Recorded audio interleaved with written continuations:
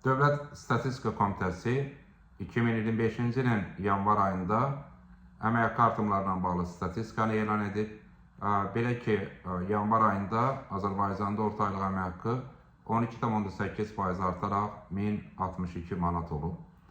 Orta aylıq əmək haqqıdakı artımlar birbaşa sosial paketin icrası ilə bağlıdır. Belə ki, yanvar ayından etibarən həm minimum əmək haqqı 345 manatdan 400 manata dək artırıldı. Eyni zamanda bir sıra sektorlarda əmək haqqı artımları reallaşdı. Bu da bütövlükdə yanvar ayında əmək haqqı və eləcə də orta aylıq əmək haqqıdakı artımlarla müşahidə olundu.